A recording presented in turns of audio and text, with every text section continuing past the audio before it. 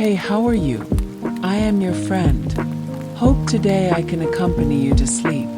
Today a friend to contribute when love turns into weight. When love turns into weight. I once thought love could move mountains and cross oceans. But later I realized, sometimes those very mountains and oceans are built by love itself. My name is Emily. I was 23, fresh out of college, when I met Daniel. At the time, I was working as an office assistant. Before me, he had been young CEO Daniel, running his own thriving company with friends. But then the pandemic came, a black swan that shattered everything overnight. The company collapsed, debts piled up, and he had no choice but to return to being just a programmer. We rented a tiny apartment, not much but enough to survive. Summers were spent sweating without the AC on all night, winters warmed by hot water bottles. Life was tight, but our hearts were full. He'd come home past midnight from overtime, slip quietly into bed, wrap his arms around me, whispering with a hoarse, tired voice, "Emily, when I make money, I'll buy you a big apartment with floor-to-ceiling windows. The kind where sunlight pours all over the bed every morning." He remembered everything about me. How I hated garlic, how I feared the dark, how I curled up in pain every month. He'd make clumsy tea, keep hot packs ready, hold me close whenever I woke from a nightmare. We were dirt poor, but the love was real. His eyes sparkled when he looked at me, and I looked at him like he was my whole world. We rented a tiny apartment, not much but enough to survive. Summers were spent sweating without the AC on all night, winters warmed by hot water bottles. Life was tight, but our hearts were full. He'd come home past midnight from overtime, slip quietly into bed, wrap his arms around me, whispering with a hoarse, tired voice, "Emily, when I make money, I'll buy you a big apartment with floor-to-ceiling windows. The kind where sunlight pours all over the bed every morning." He remembered everything about me. How I hated garlic, how I feared the dark, how I curled up in pain every month.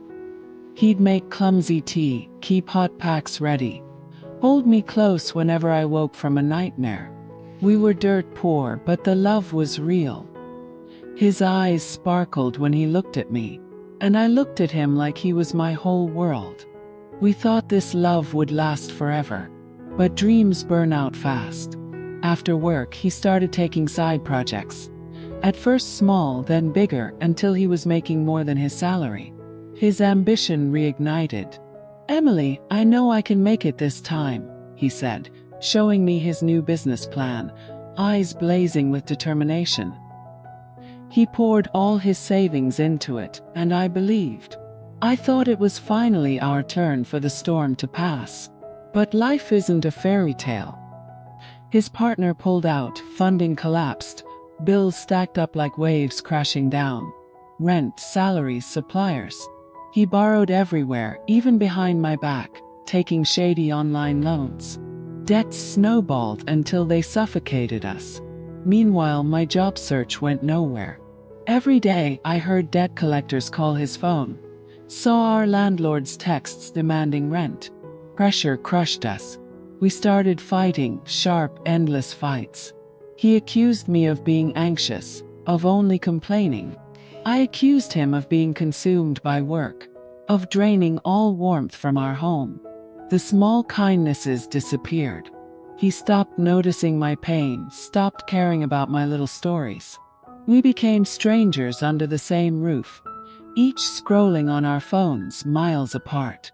I still tried to reach for him, to feel a little warmth again. But all I got was, "Not now. I'm tired."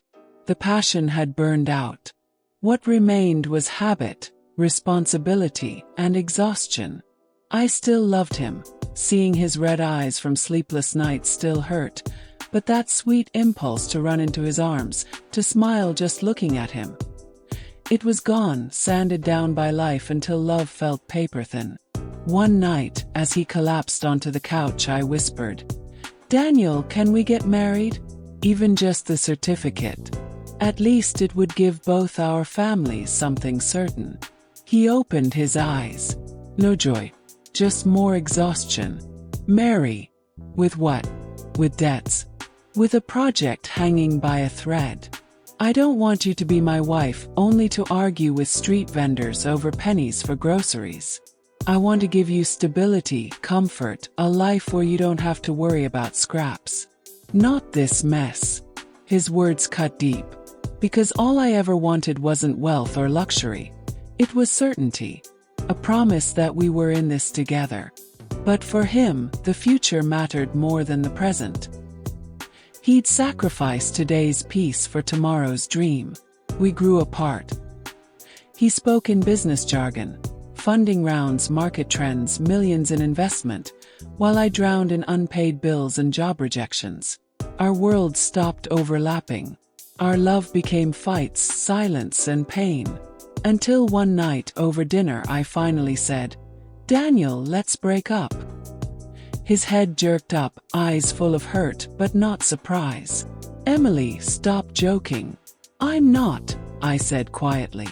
"We're killing each other. You can't give me what I need. I can't give you what you want. The harder we try, the further apart we get. I don't want us to end in hate." He went silent, leaning back in his chair, eyes red, breathing heavy. The silence swallowed us whole.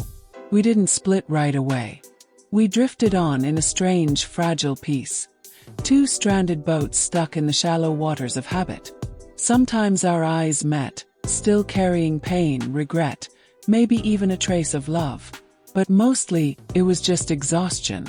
The day I packed my bags, he didn't go out. He stood at the doorway, watching me with eyes full of words he couldn't say. Finally he rasped, "Emily, take care of yourself." He nodded. "You too." And just like that, it was over. Walking down a busy street with my little suitcase, sunlight in my eyes, tears slipped out without warning. Not out of hate, not even regret, just irony. We loved so fiercely, tried so hard to give each other the best. But in the end, he feared I'd spend my life bargaining over groceries, and I feared he'd never give me the stability I longed for. Neither of us was wrong. We just wanted different things. The harder we held on, the more we hurt each other. I finally understood. The deepest love isn't dragging each other down.